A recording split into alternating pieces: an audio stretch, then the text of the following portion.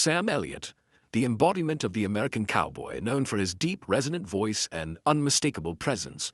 For over 50 years in the industry, he's been praised as a man of principle, calm, courteous, and deeply respectful of the craft of acting. But behind that composed exterior, there have been moments when Sam's patience wore thin. There are certain actors he's worked with or even just observed from afar, who in his eyes crossed the line. And in today's video, we're diving into the top 5 actors Sam Elliott hates the most, the names that made him frustrated, uncomfortable, and yes, even publicly critical. A clash of cowboys. The speculative tension between Kevin Costner and Sam Elliott. In the grand tapestry of American cinema, few figures embody the rugged spirit of the West like Kevin Costner and Sam Elliott.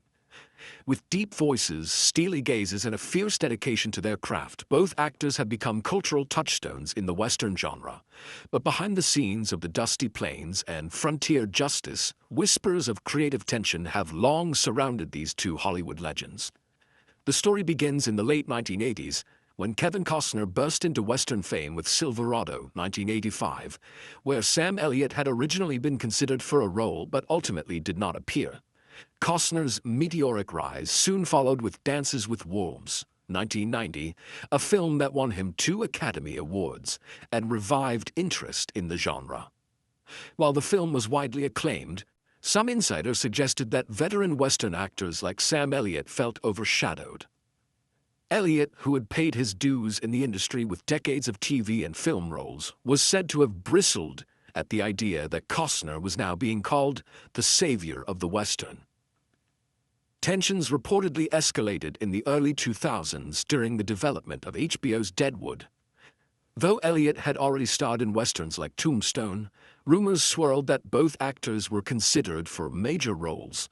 Neither ended up in the series, but industry chatter hinted that their respective visions for the western, Elliott's traditionalist no-frills approach versus Costner's grand emotional epics, were fundamentally at odds. Their alleged philosophical divide became more apparent with Yellowstone, the Paramount hit series that launched in 2018 with Kevin Costner as patriarch John Dutton. Sam Elliott, despite being a natural fit for the show's tone and theme, was noticeably absent. When Elliott joined 1883, the prequel to Yellowstone, fans rejoiced, expecting a unifying moment between the two cowboy titans. But Elliott later not watched Yellowstone and had no interest in a closet. Observers speculated that Elliott, known for his authenticity and no-nonsense personality, felt the Yellowstone universe commercialized the Western mythos. Meanwhile, Costner, a seasoned director and producer, had long seen the Western as a canvas for moral ambiguity and emotional complexity. These contrasting worldviews may have created an unspoken tension between the two actors, two cowboys on parallel trails, each convinced their direction was true north.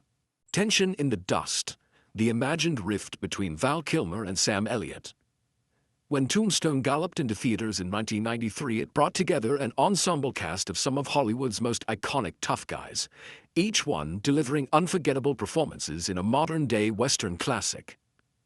Among the film's standout roles were Val Kilmer's mesmerizing portrayal of Doc Holliday and Sam Elliott's stoic embodiment of Virgil Earp. The film was gritty, quotable, and unforgettable. But behind the scenes, rumors have long circulated that not all was as harmonious as the gunslinging camaraderie depicted on screen. At the heart of this speculation lies the supposed tension between two very different actors, Val Kilmer and Sam Elliott. Val Kilmer, by the early 1990s, had already developed a reputation in Hollywood as a brilliant but sometimes difficult actor. He was a perfectionist, known for immersing himself so deeply into his roles that his intensity could become intimidating, even to fellow cast members. His take on Doc Holliday in Tombstone was lauded as one of the most electric performances in the genre, often cited as stealing the show. Kilmer approached the role with an almost theatrical flourish, leaning into the wit, sickness, and tragic swagger of the legendary gunslinger with method-like precision. Sam Elliott, on the other hand, had already carved out a persona of quiet authority. He was the embodiment of the classic Western archetype, gravel-voiced, principled, and authentic. A veteran of the genre, Elliott was seen as a no-nonsense actor who brought a sense of realism and moral gravity to every role. For him, Tombstone was another chapter in a long career of honoring the American West with stoic dignity. According to whispers from the set, the two men's working styles didn't always blend seamlessly. Kilmer, unpredictable and experimental, reportedly clashed with Elliott's more restrained, traditional approach. While there was no open argument or on-set meltdown, sources suggested a palpable tension in their scenes together. Elliott was allegedly annoyed by Kilmer's frequent improvisations and habit of staying in character between takes. Kilmer, for his part, may have viewed Elliott as too rigid or dismissive of his creative process. Some have speculated that Elliott felt Kilmer's dark holiday overshadowed the rest of the ensemble, including his own portrayal of Virgil Earp. Though both men received acclaim for their performances, it was Kilmer who emerged as the film's most iconic figure, a fact that reportedly rubbed some cast members the wrong way. While Elliott has never publicly criticized Kilmer, there were moments in interviews where his comments about the film's tone or direction seemed to carry a veiled critique of Kilmer's flamboyance. Years later, Kilmer would face a long and difficult battle with throat cancer, during which many Hollywood figures, including co-stars from Tombstone, expressed admiration and support.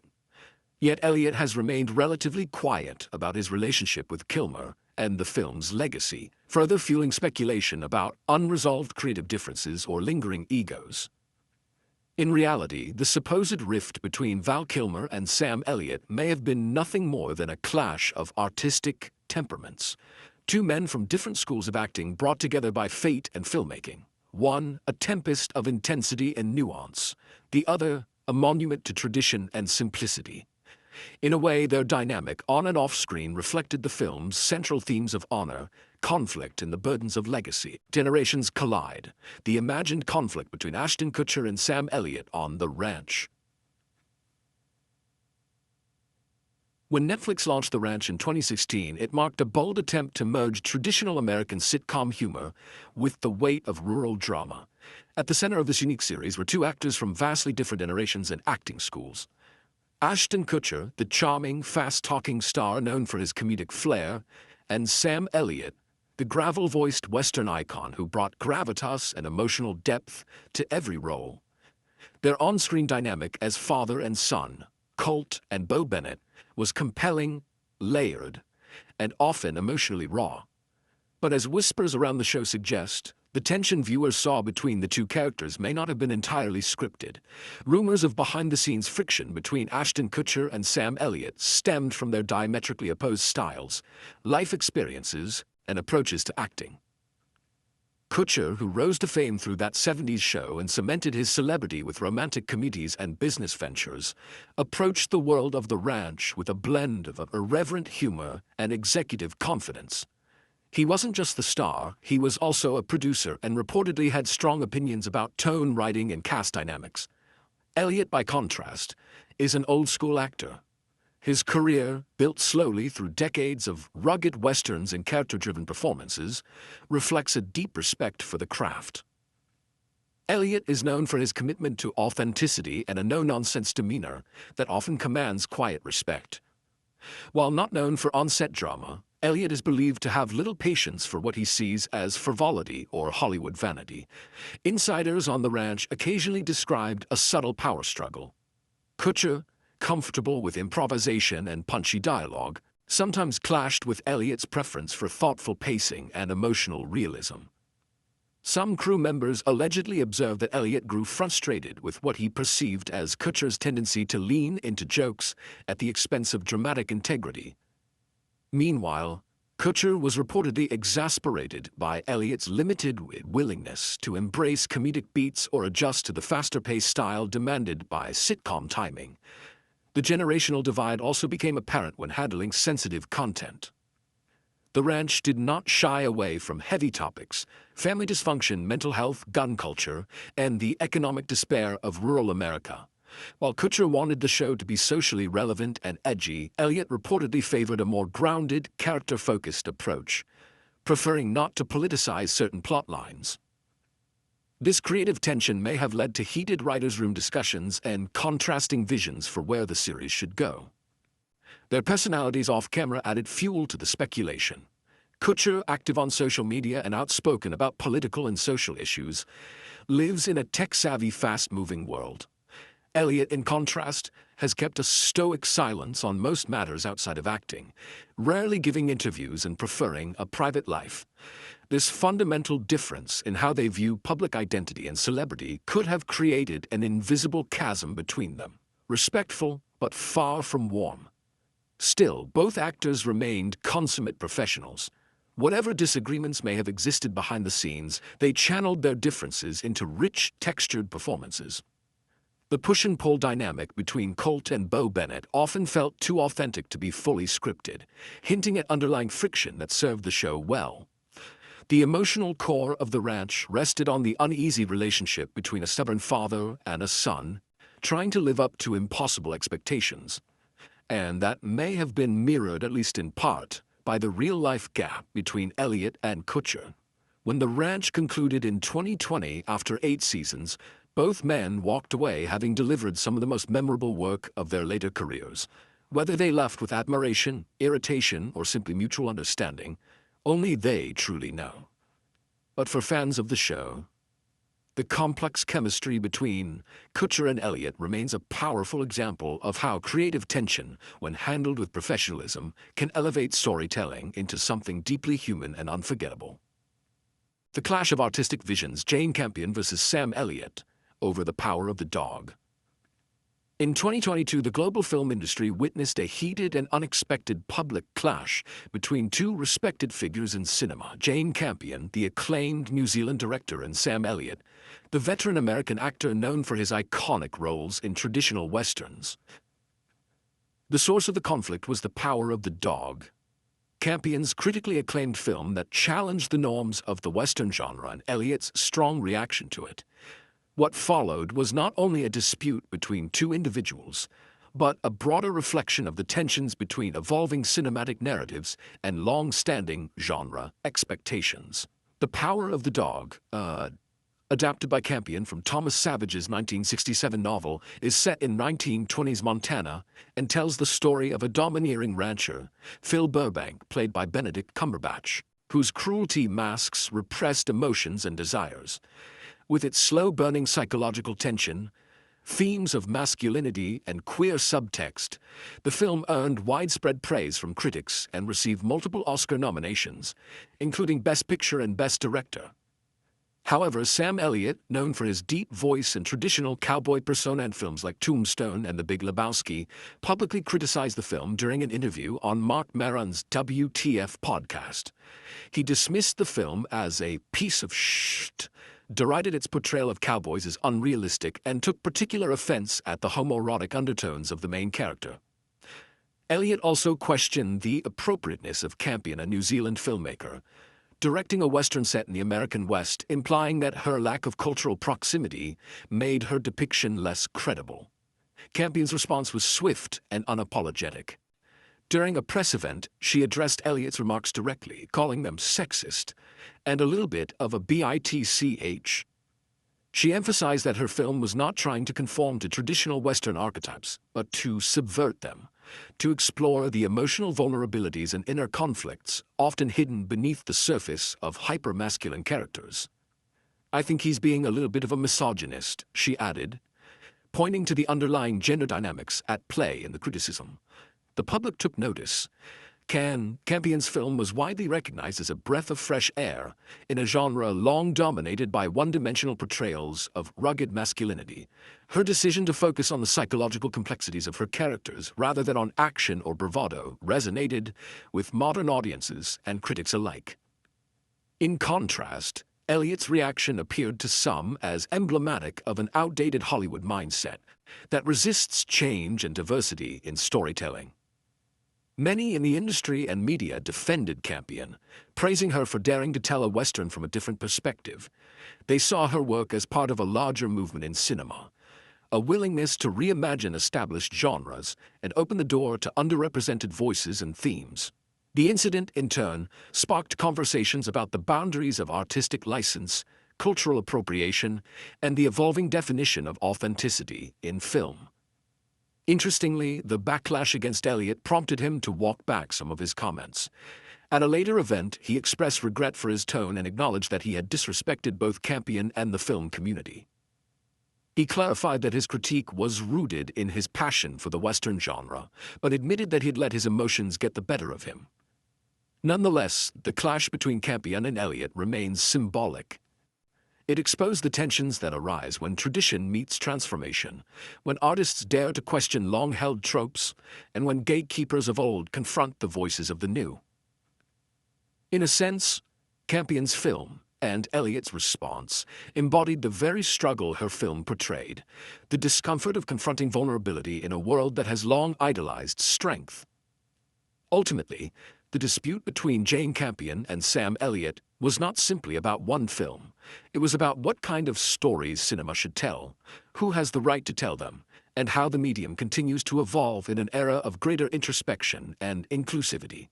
As The Power of the Dog continued to collect accolades and spark thoughtful discussion, it was clear that Campion had succeeded not just in directing a powerful film, but also in challenging an industry to look deeper.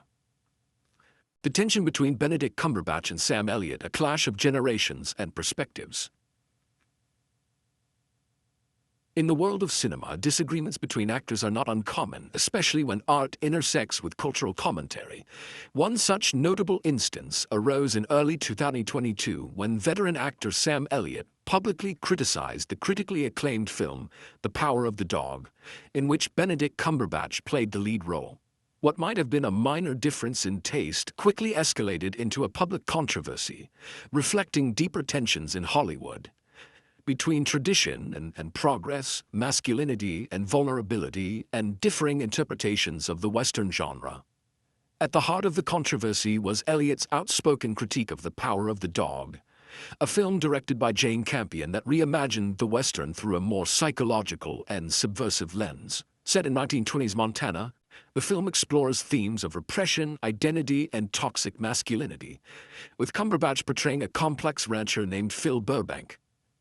Elliott, known for his iconic cowboy roles and deep association with the classic American Western, took issue with the film's tone and authenticity. During an appearance on the WTF with Mark Moran podcast, Elliott launched into an unexpected tirade. He questioned the legitimacy of a New Zealand director tackling an American Western, and went so far as to call the film a piece of shit. He also criticized the character's costumes and mannerisms, particularly targeting Cumberbatch's portrayal of a gay, emotionally tormented cowboy, suggesting it was inauthentic to the genre he revered. Benedict Cumberbatch, who had remained largely respectful in response to criticism throughout his career, addressed Elliott's comments during a BAFTA panel discussion. Without naming Elliott directly, he called the remarks very odd and without thought, emphasizing the film's intent to challenge outdated notions of masculinity. Cumberbatch argued that such resistance to new perspectives was exactly the kind of behavior The Power of the Dog sought to interrogate. This back and forth became more than a mere difference in artistic opinion. It exposed a generational and ideological rift in Hollywood. Elliott, with his deep voice, weathered face, and decades of westerns under his belt, symbolized a bygone era of hyper-masculine storytelling. Cumberbatch, by contrast, stood for a new wave of storytelling, vulnerable, introspective, and unafraid to blur gender and emotional norms. Many in the film industry and media rallied behind Cumberbatch and Campion, praising their courage in redefining a genre long dominated by narrow portrayals of strength and silence. Campion herself responded bluntly, saying she admired Elliott's body of work, but considered his comments sexist and a bit of a bummer. Meanwhile, Cumberbatch continued to champion the film's message, highlighting the importance of expanding the kinds of stories cinema tells. To his credit, Elliott later issued a public apology. Speaking during an event promoting Stan 1883, he acknowledged that his comments were disrespectful and that he had allowed his personal connection to the Western genre to cloud his judgment. He praised Jane Campion as a brilliant filmmaker and admitted that he had overreacted. Cumberbatch did not publicly respond to the apology, but the tone of the industry had already shifted. The incident had sparked a wider conversation about the evolving nature of film and who gets to tell which stories. In retrospect, the clash between Benedict Cumberbatch and Sam Elliott may be remembered less as a feud and more as a symbol of the broader cultural conversation taking place in Hollywood and beyond. It was a moment where tradition met transformation and where differing views on masculinity, art, and authenticity collided in full public view. And in that collision, audiences were reminded of the very power of cinema, not just to entertain, but to provoke, challenge, and ultimately evolve.